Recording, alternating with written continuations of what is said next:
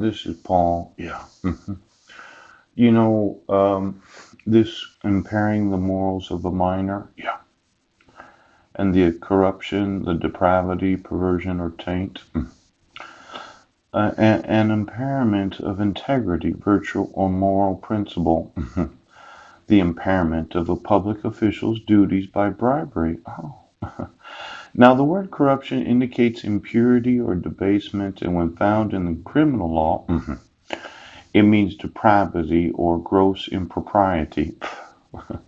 Now, a fiduciary or official's use of a station or office to procure some benefit, either personally or someone else, contrary to the rights of others, an act carried out with the intent of giving some advantage inconsistent with official duty or the right of others. The corruption of the sheriff's department. Bill. Now, this fiduciary obligation of those in law enforcement that have been using their office of being in law enforcement, yes, so that you would have the benefit of not being prosecuted or sued, yes. Now, personally, and then for the other sheriffs in the sheriff's department, yeah. See, when I emailed the police department on November 15th, I told you that I didn't get any due process, yes. And the state made up really some bullshit, yes. That as long as I'm served, it's a valid protection order. It doesn't matter if I was not served. Yes, it doesn't matter if the petitioner didn't appear in court. Now, the idea that you can issue it for 10 years, yes, and that since you're the court, if I don't like what you're doing, I can just motion the court because in this county right now. Now, I'm absolutely sure that there's more than one child in this nation that has knowledge of the corrupt judicial system. Now, you are actually using your official station or office as an elected oath of office, Superior Court Judge Brent Baisden, to corrupt the morals of minors. Now, that's a considerable concern to myself and possibly numbers, could be parents of those children. When they found out that you can actually issue a court order, yes, and not get arrested for violating the civil rights of citizens. Now, let's say they do know because I did put this on my drive, this forgery. Yeah. It was in today's email. In fact, when I opened the new 778 and 788, yes, I put in there some pictures of where my sons were conceived, yes, and approximately the last week's worth of emails. Now, for the Office of Supervision of Public Instruction, the employees in that office, yes, you are very much complicit in the corrupting of the morals of America's youth. Do you understand that? You're getting sued and going to prison.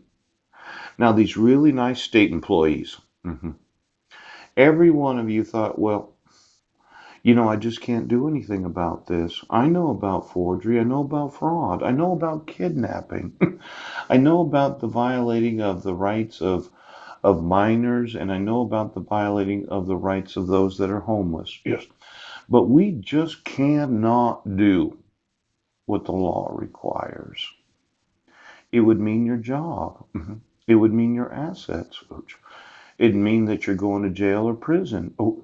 And the way that you look at this, it would make you look bad as employees of the government.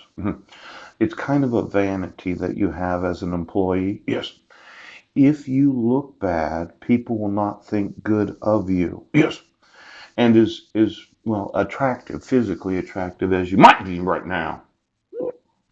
It's going to look bad when you're prosecuted. I emailed you state employees. Right. I emailed the state legislature.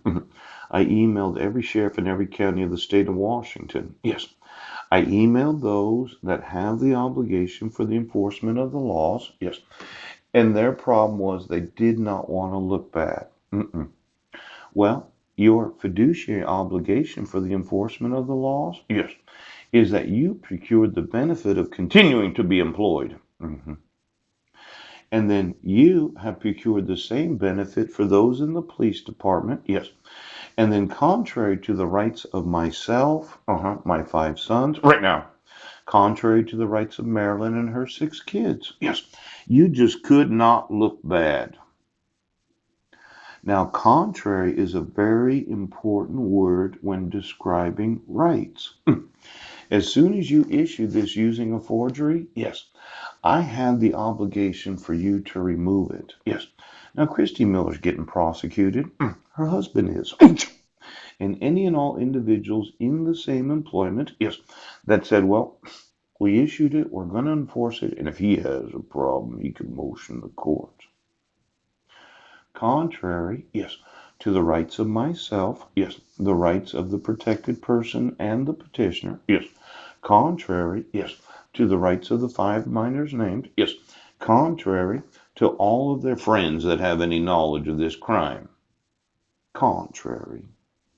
They all have the right to have their rights enforced. Now, you might not appreciate this, but you are corrupting the morals of America's youth because they all think, well, as long as I'm in police departments right now, you'll never arrest me.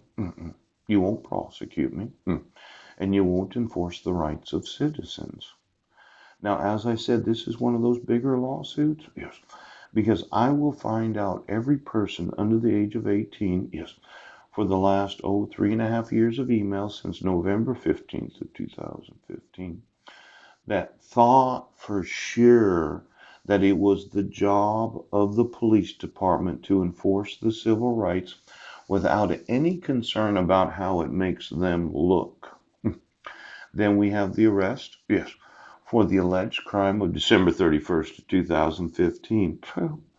Now, that is impairing the morals of minors because you have the evidence I wasn't in SQUIM.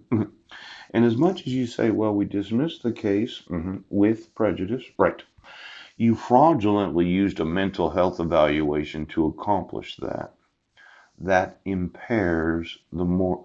See, every young person in America thinks that. What?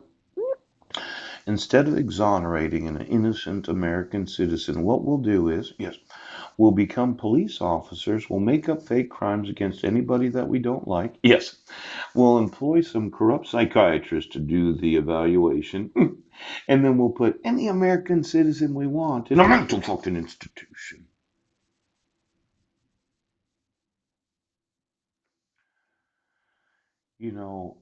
Your official use of being a police officer, yes, is actually procuring a benefit to you and those in the police department that is contrary to the rights of American citizens. Now, this act that was carried out with the intent of giving some advantage to yourself, yes, that is inconsistent with official duty or the rights of others. That's corruption. Do you understand that, police officer? Yes. And since you decided that you would go the way of corruption, yes, you would, not thinking about the effect of this on any other individual. I'm saying that you have an official duty to enforce my rights. That means that you will have to give me my sons. Yes. You will have to remove all your fraud and forgery from the court system. Yes. And you will have to allow me to speak to Marilyn. Now, as many times as I mention this, your official duty, yes, and the rights of myself and Marilyn and her family, yeah. The thought of exploiting, yes, approximately a 6-year-old little girl. It really looks bad that you believe Mike Van Proyen and his bullshit about this being some sort of practical joke. Yes.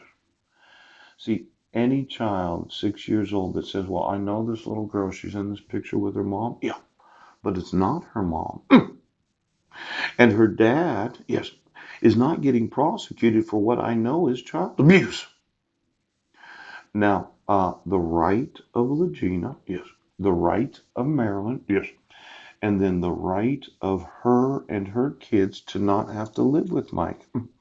Now, I said it's a very strong indication of his abusiveness as a father.